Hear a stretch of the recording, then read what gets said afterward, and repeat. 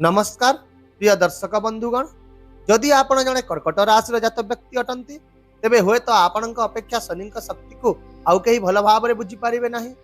कारण निकट अतीत में जितेबले शनि ढैया आपण को प्रभावित करुला सेतेबेले आपण जीवन में जो गुरुत्वपूर्ण उत्थान पतन होता, मानसिक चिंता एवं अस्थिरता लगी रही, जो कठिन परिस्थितिर भार आपण को भितर भांगी देथिला से सबू को आपण आज अनुभव कर पारुथिबे।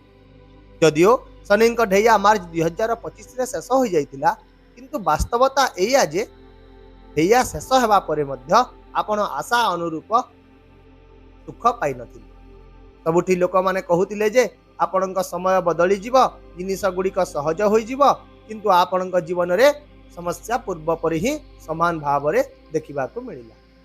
एवं एहार कारण मध्य संपूर्ण स्पष्ट अटे, जहा हेउची शनिंकर बक्री अवस्था। जितेबले शनि बक्री हेले से आपणक अष्टम घर को प्रभावित कले। एया शेष हेबा परे मध्य आपण कोनोसी आराम अनुभव करि पारले नाही। शनि जो घरे अवस्थित थिले ताहा प्रतिकूल प्रभाव, प्रतिक्रिया एवं नकारात्मक सृष्टि करिवार घर, जहा फल रे आपण कोनोसी प्रकृत उन्नति निज जीवन रे देखि पारु नथि, वर्तमान पर्यंत मध्य देखि पारु नाहंती। किंतु से सबु एबे परिवर्तन हेबा को जाउची। आपण तारीखटी नोट करी रखंतु, नवेम्बर 28, 2025। यह से दिन जो दिन कि शनि महाराज तांकर वक्र गति छाड़ी तांकर प्रत्यक्ष गति आरंभ करिवे, अर्थात मार्गी हेबे। एवं एही परिवर्तन हेबा सहित शनि धीरे धीरे आपणक जीवन रे एते दिन धरी लागी रहितबा बोझ, चाप, बाधा एवं अस्वस्थि को दूर करी आपणक पई भल समय आरंभ करिवे। ता सहित मोर 100% विश्वास मध्य रही जे एथर नवेम्बर 28, 2025 परे आपणक जीवन रे एक बड़ आश्वस्तिर समय आसीबा को जाउछि। कारण जेतेबेले शनि सीधा सड़क हो जाती तांकर प्रभाव जड़े व्यक्ति सपक्ष रे काम करिबा आरंभ करे। तेणु पूर्वर जहा सबु भूल दिगरे जाउतिला से गुड़िक एबे निश्चित भाव रे प्राप्ति फेरिबा आरंभ करिबे। एहा व्यतीत आउ मध्य अतीत रे आपण लक्ष्य करिथिबे जे ढैया शेष हेबा परे मध्य आपणकर काम गुड़िक बारंबार अटकी रहुतिला। आपण आशा करिथिबा फलाफल मिलु नथिला। अनेक थर कोनोसी कार्य प्रायतः संपूर्ण स्टेज को चली जीव एवं सबु किछि आपणक हिसाब रे जाउथुवा परि मने हेबो, किंतु शेष मुहूर्त रे ताहा भांगी पड़िबो। जेपरि हठात आपण 99 को जाई पुणी 0 को पहुंची आसिले। ता सहित आर्थिक क्षति गुड़िक मध्य अनुभूत होउतिला। चाप, चिंता एवं अनिश्चिततार एक निरंतर भावना जारी रहितिला। लाभ बारंबार क्षति रे बदली जाउतिला। आपणकर कथा जोगो भूल बुझामणा सृष्टि होउतिला। आपण लोक माननकु गोटिए कथा कहूतिले, किंतु सामना व्यक्ति सही कथा को अन्य दिगरे बुझुतिला। आपणकु परिवार ठारू आवश्यक समर्थन मिलु नथिला। आहुरी मध्य समस्त भौतिक सुविधा उपलब्ध थाई मध्य आपण से गुडी को उपभोग करि पारु नथिले। एही समस्त परिस्थिति गुडी को सृष्टि होउतिला कारण अष्टम घरे शनिक वक्र गति, जहाँकि आपणक पाई अनेक बाधा सृष्टि करे। तेबे 28 नवेम्बर 2025 ठारू ए सबु परिवर्तन निश्चित भाव में घटिबो।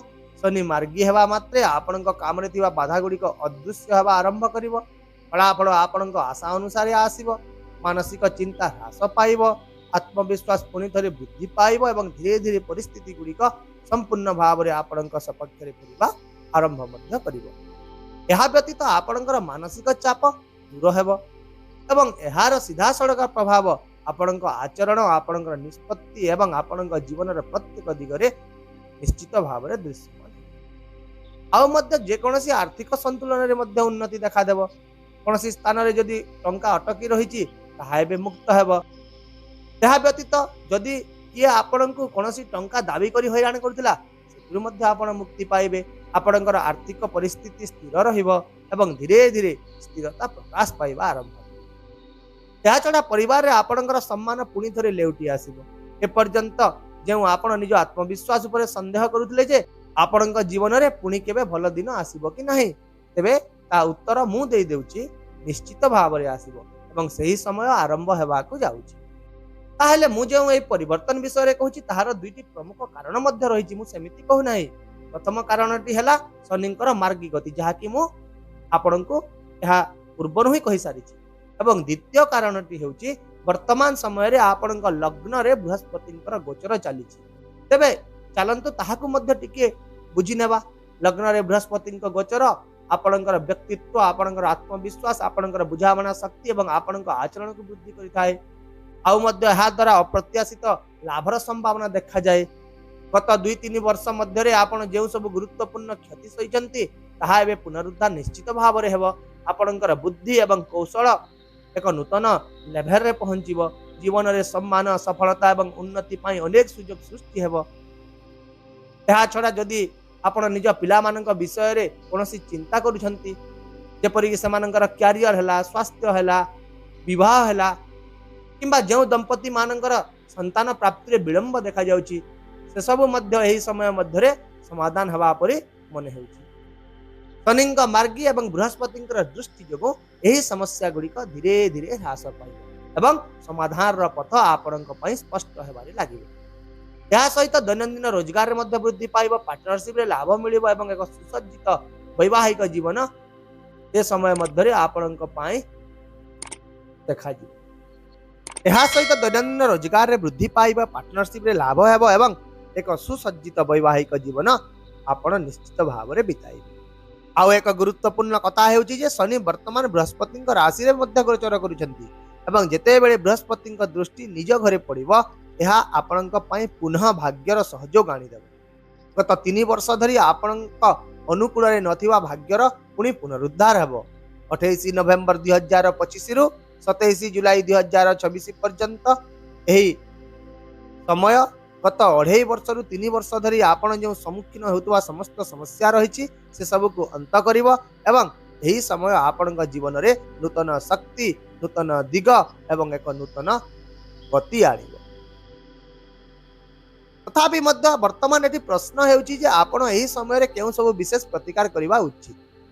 तेबे आसंतु किछि विशेष प्रतिकार विषय रे कथा हेबा। प्रतिदिन ओम सं शनिश्चराय नमः एही मंत्र गोटिए माला जप करंतु। प्रत्येक संध्या रे शनि चालीसा पाठ करंतु किंबा सुनंतु। तृतीय रे गुरु को शक्तिशाली करिया पई ओम गुरवे नमः मंत्र जप करंतु एवं चतुर्थ रे आपण चालिबा बुलिबा समय रे मध्य ओम नमो भगवते वासुदेवाय एही मंत्र जप करंतु। कारण एही मंत्र आपण मन को स्थिर करिवो, नकारात्मकता को दूर करिवो एवं भाग्य को आहुरी सक्रिय करिवो। एहा सहित आउ गोटे दिग प्रति आपण निश्चित भाव में ध्यान दियंतु, जहा कि बहुत गुरुत्वपूर्ण दिग अटे। कारण एही मार्गी पर्याय रे आपणक पितांक स्वास्थ्य उपरे शनि एठारे सामान्य प्रभाव पकाई पारंती।